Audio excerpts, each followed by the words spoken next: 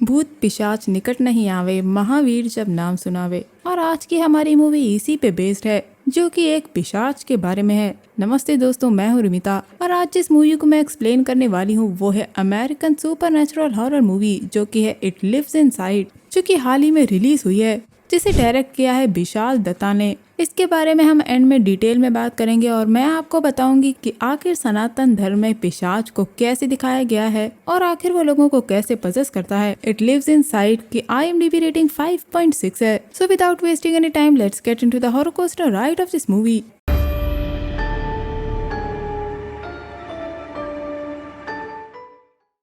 कहानी की शुरुआत एक लड़की से होती है जो है समिधा, जो अपने पेरेंट्स के साथ US में रहती है। और जब उसकी माँ उसे नवरात्रि का प्रसाद बनाने के लिए कहती है तो वो उसे पसंद नहीं आता। समिधा को हिंदू बिलीव्स में कोई भी इंटरेस्ट नहीं है। वो पूरी तरह से व्हाइट पीपल्स की तरह रहना चाहती है, यहाँ तक कि वो अपने माँ के बनाए टिफिन को भी नहीं ले जाना चाहती। लेकिन उसके पिता उसे इसके लिए डांटते नहीं है। अब क्लास में हम रस नाम के एक लड़के को देखते हैं जो समिधा को पसंद करता है और वो भी रस को पसंद करती है। वहीं हम एक और लड़की को आता हुआ देखते हैं जो कि है तमीरा, जो घबराई हुई क्लास में आती है, जिसके हाथ में एक जार होता है। समिधा की टीचर जॉयस उससे तमीरा के बारे में पूछती हैं, क्योंकि एक समय था जब समिधा और तमीरा अच्छे दोस्त थे।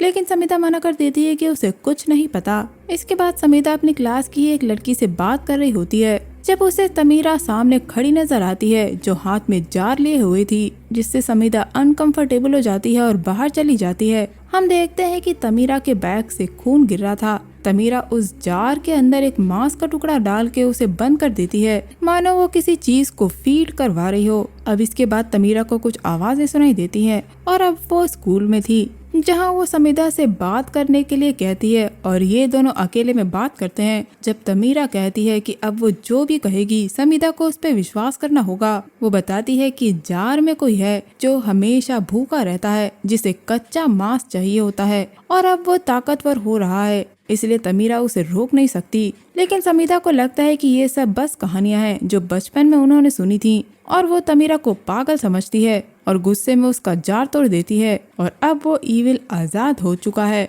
ये देख के तमीरा घबरा के वहाँ से चली जाती है और उसके हाथ में जो डायरी थी वो वहीं गिर जाती है, जिसपे केसी लिखा हुआ था। तमीरा को संभालने के लिए समिधा उसके पास जाती है और उसे शांत होने के लिए कहती है। तभी तमीरा समिधा के पीछे उस ईविल को खड़ा हुआ देखती है और जोर से चिल्लाती है। समिधा हेल्प मांगने के लिए अपनी क्लास टीचर जॉयस को बुलाने जाती है और इधर वो ईविल तमीरा को खींचकर अपने साथ ले जाता है, जिसके बाद वहाँ पुलिस आती है। अब जॉयस तमीरा के बारे में समिधा से पूछती हैं, क्योंकि वही आखिरी थी जिसने तमीरा को देखा था। लेकिन समिधा को नहीं पता कि आखिर तमीरा गई कहाँ। अब वो ईविल समिधा के पीछे पड़ गया था, जो उसे उसके घर तक फॉलो करता है। जिसके बाद हम तमीरा को देखते हैं जो किसी अनजान जगह पे थी, जहां उसे वो ईविल लेकर आया था और अब वो तमीरा का मांस खाने लगा था। जिसके अगले दिन हम समिधा के घर पर दुर्गा जी की पूजा देखते हैं, जहां सभी लोग आए थे, लेकिन वहां चौधरी फैमिली नहीं आई थी, जिसके बारे में समिधा अपने पिता से बोलती है।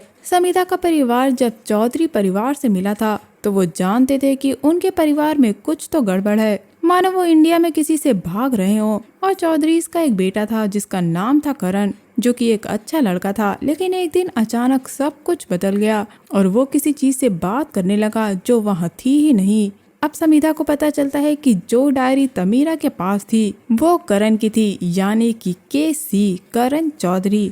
अब समिधा उसे घर से दूर स्कूल में पढ़ती है, जिसमें कई चित्र बने हुए थे और लिखा था कि उसे एक पात्र में बंद रखना होगा, यानी कि वेसल में। और उस डायरी में 7 नंबर बार बार लिखा था। गूगल करने पे उसे संख्या 7 का सनातन में महत्व मिलता है, जैसे कि 7 चक्र। आखिर 7 का महत्व सनातन धर्म में क्या है, इस पे हम एंड में बात करेंगे, तो वीडियो को एंड तक जरूर देखिएगा। अब रस मैसेज करके समिधा को पार्टी में बुलाता है, जहां ये दोनों डांस करते हैं। अब समिधा रस को बताती है कि वो तमीरा को लेकर परेशान है, क्योंकि 1 साल पहले जब करण मरा था तब शायद तमीरा को वो जार उसके घर से मिला होगा। और अब वो रस को करण की डायरी दिखाती है जो जली हुई लग रही थी, लेकिन करण की मौत के समय उस घर में कोई आग नहीं लगी थी और ये चीज अजीब थी, बल्कि पड़ोसियों ने कुछ आवाज सुनी थी और पुलिस को बुला लिया था। पुलिस को करण के माता पिता की लाश कटी फटी मिली थी और करण की बॉडी सीढ़ियों के नीचे मिली थी।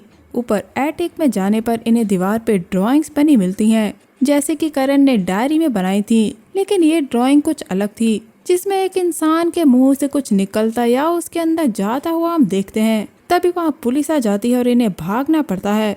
समिता को अब वो ईविल अपने सपने में दिखने लगा था, इसीलिए वो अपनी माँ से ये बात बताने जाती है। लेकिन उसकी माँ पूछती है कि आखिर उसने तमीरा के साथ क्या किया, क्योंकि उन्होंने तमीरा की सुरक्षा के लिए दुर्गा पूजा रखी थी। लेकिन समिता को तो ये सब पसंद नहीं था। उसकी माँ समिता से पूछती है कि क्या उसे अपनी भाषा याद भी है और आखिर वो अंग्रेजों की तरह क्यों बनना चाहती है। जिस पे समिता बदतमीजी से अपनी माँ से कहती है कि जब उन्हें एक देसी हाउसवाइफ ही बन के खाना बनाना था तो वो आखिर यहाँ क्यों आई। ओके दीदी, ताकि तुम्हें 2 वक्त का खाना मिल सके। Anyways back to the movie, जिसके बाद हम रस और समिता को वापस करण के घर देखते हैं। और यहाँ समिता बताती है कि वो और तमीरा कभी अच्छे दोस्त हुआ करते थे, लेकिन लोग समिता को अजीब तरह से देखने लगे थे जब वो तमीरा के साथ होती थी और इसी चीज से उसे नफरत थी। और करण की मौत के बाद तो लोग उसे तमीरा जैसा ही समझने लगे थे। तभी समिता को घर के अंदर से एक आवाज सुनाई देती है जो उसका नाम पुकार रही थी, और वो अंदर चली जाती है और बाहर वो ईविल रस को झूले की चेन से गला घोट के उसका गला काट के मार देता है। ये समिता देख के शॉक हो जाती है, जिसके बाद वहाँ पुलिस आके रस की बॉडी को ले जाती है। उधर तमीरा बाहर निकलकर भागने की कोशिश करती है, लेकिन वो ईविल उसे वापस बंद कर देता है। अगले दिन समिता के माता पिता उसे समझने की कोशिश करते हैं, लेकिन समिता अपनी माँ का नाम लेते हुए कहती है कि तुम नहीं समझ पाओगी। क्या आंटी, एक देना था ना कान के नीचे। जिसके बाद समिता चली जाती है। रात में समिता को आवाज सुनाई देती है जब उसे कोई दिखता है। उसे लगता है कि वो उसकी माँ है, लेकिन वो उसकी माँ नहीं बल्कि वो ईविल था जिसने एक लड़की का रूप लिया था और अब वो समिता की तरफ बढ़ रहा था। ये देख के समिता चिल्लाने लगती है और अब वो स्कूल में थी, ठीक वैसे ही जैसा तमीरा के साथ होने लगा था। और अब समिता भी तमीरा की तरह जॉय से कहती है कि उसे उसकी बात पे विश्वास करना होगा। वो बताती है कि रस को किसी जानवर ने नहीं बल्कि किसी और चीज ने मारा है और वही तमीरा को अपने साथ ले गया है। ये सब वो फुसफुसा के बोल रही थी, क्योंकि वो ईविल वही था जो सब कुछ सुन रहा था। जॉयस को लगता है कि ठीक से ना सो पाने की वजह से समीरा को हेलुसिनेशंस हो रहे हैं। अब समीरा जॉयस को मोबाइल में वही चित्र दिखाती है जो करण ने दीवार पे बनाया था, लेकिन उसे पता नहीं कि आखिर वो है क्या। जॉयस कहती है कि इसके बारे में वो ढूंढने में उसकी मदद करेगी। तभी समीरा को वहाँ ईविल दिखता है जो एक पल बाद जॉयस के पीछे खड़ा था। ये देखकर डर के मारे समीरा वहाँ से भाग जाती है। अब जॉयस से समीरा को पता लगता है कि वो चित्र पिशाच का है जो नकारात्मक ऊर्जा पे फीड करता है और जो मांस खाता है, जिसके बाद वह आत्मा को बिल्कुल खत्म कर देता है, जिसे जार जैसे किसी बर्तन में बंद कर रखना होता है और कोई भी पात्र वेसल बन सकता है। दोस्तों, यहाँ ये भी बताया गया है कि पुराने समय में संत लोग कभी कभी खुद वेसल बन जाया करते थे। ओके दीदी, मुझे पता है कि आप हेल्प कर रही हैं, बट कम ऑन, कुछ भी इसके बारे में भी हम एंड में जरूर बात करेंगे।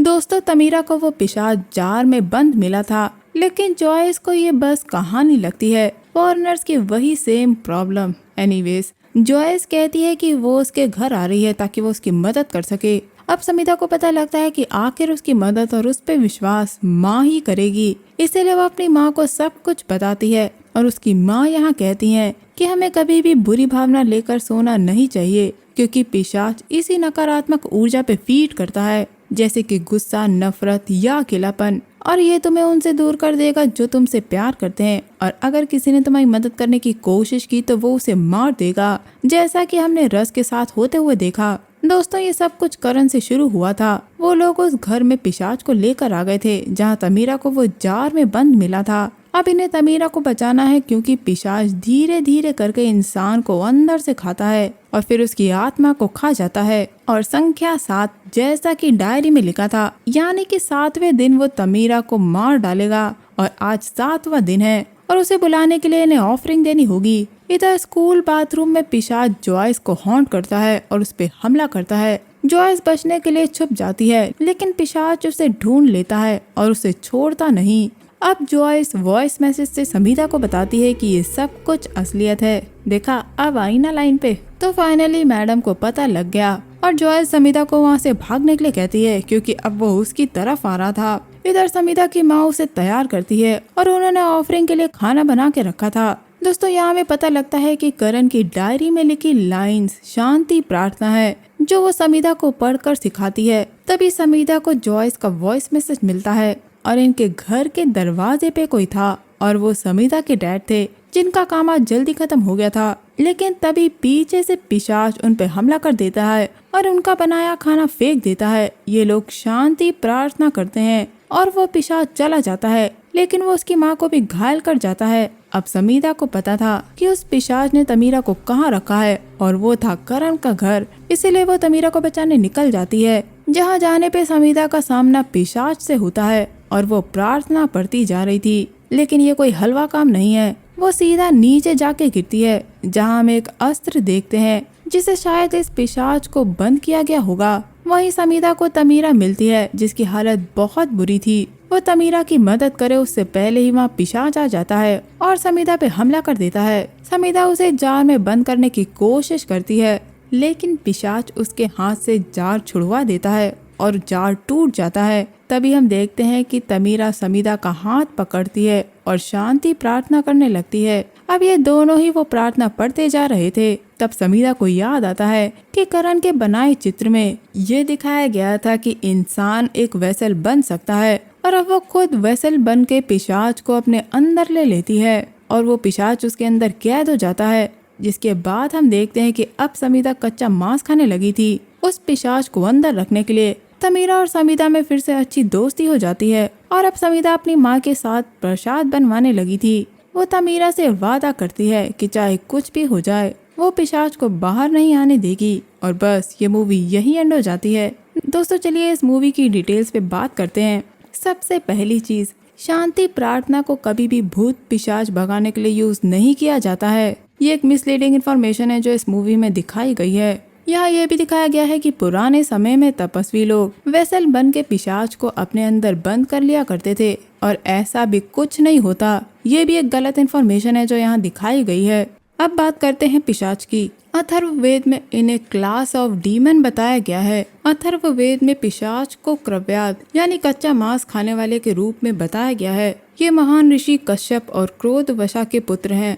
पीसा के लिए पिशिता, इनका ये नाम इनके पीले रंग के वजह से कहा जाता है। अब आते हैं वो जो कर्म की वजह से पिशाच बनते हैं। पिशाच कोई इंसानी आत्मा नहीं होते हैं, लेकिन इनमें से कुछ इंसानी आत्मा भी होते हैं और उन्हें ब्रह्म पिशाच कहा जाता है। ये ऐसे व्यक्ति होते हैं जो अध्यात्म के बारे में ज्यादा ज्ञान रखते हैं, लेकिन अपने इस ज्ञान का जब ये लोग दुरुपयोग करते हैं तो ऐसे लोगों की आत्मा मरने के बाद पिशाच बन जाती है और अपने पाप के कारण इंसान या देवता पिशाच बन सकता है। इसका प्रमाण हमें महाभारत हरिवंश पर्व घंटाकर्ण उपाख्यान में मिलता है। जब पिशाच किसी को अपने वश में कर लेता है तो वो धीरे धीरे उसका मांस खाकर पीड़ित को अंदर से कमजोर कर देता है। पिशाच से ग्रसित इंसान सबसे पहले शराब पीना, कई दिनों तक ना नहाना और शारीरिक संबंध बनाना शुरू कर देता है, जिसके बाद वो बुरे शब्द बोलना और अकेले रहना शुरू कर देता है। उसके शरीर से बहुत ही गंदी गंध आने लगती है। पिशाच भूलोक में नहीं बल्कि पिशाच लोक में रहते हैं। कहते हैं कि पिशाच इतने खतरनाक होते हैं कि वो इंसान के मरने के बाद भी उसके शरीर से चिपके रहते हैं। ये इंसान को बुरी तरह बीमार कर देते हैं। इनसे पीछा छुड़ाना आसान नहीं होता। कुछ लोगों का पीछा तो ये लोग जिंदगी भर नहीं छोड़ते हैं, लेकिन इनसे बचा जा सकता है, जिसके लिए हनुमान चालीसा, नारायण कवच, चंडी कवच, अमोघ शिव कवच आदि जैसी प्रार्थनाएं पढ़ी जाती हैं और ये बहुत ही ज्यादा शक्तिशाली होती हैं। इसीलिए मैंने वीडियो की स्टार्टिंग में कहा था कि भूत पिशाच निकट नहीं आवे, महावीर जब नाम सुनावे। अगर आप इनमें से कोई भी प्रार्थना रोज पढ़ते हैं तो आप पर ईश्वर की कृपा हमेशा बनी रहेगी। चलिए अब बात करते हैं संख्या 7 की। 7 यानी कि संस्कृत में सप्त, 7 चक्रों के अलावा 7 का महत्व आप सनातन धर्म में कई जगह देखेंगे, जैसे कि 7 समुद्र, सूर्य देव के 7 घोड़े होते हैं, 7 ऋषि यानी कि सप्त ऋषि, 7 दिन, संगीत के 7 सुर, 7 नदियाँ, 7 फेरे, 7 पवित्र शहर, अयोध्या, मथुरा, वाराणसी, कांची, अवंतिका, द्वारिका और मायापुरी यानी कि हरिद्वार। पृथ्वी के ऊपर के 7 लोक यानी कि भूलोक, जिसे हम धरती कहते हैं, भुवर लोक, स्वर्ग लोक, महर लोक, जाना लोक, तापो लोक और सत्यलोक। इसके अलावा सप्त धातु जो कि है रसा यानी कि फ्लूइड, रक्त यानी कि ब्लड, मांसा यानी कि फ्लैश, मेता यानी कि फैट, अस्थि यानी कि बोन्स, मज्जा यानी कि मैरो और शुक्र यानी कि सीमेन, और इन्हीं 7 धातु से हमारा शरीर बना है। तो दोस्तों ये था मेरा movie explanation it lives inside को लेकर। उम्मीद करती हूँ आपको ये वीडियो एक्सप्लेनेशन पसंद आया है। अगर आपके अभी भी कुछ सवाल हैं तो आप मुझसे कमेंट सेक्शन में पूछ सकते हैं। मुझे बताइए कि क्या आपने इसके बारे में कोई कहानी सुनी है। मैं मिलूंगी आपसे अगली वीडियो में, तब तक के लिए अपना बहुत ख्याल रखिए। Stay safe, keep hunting, lots of love.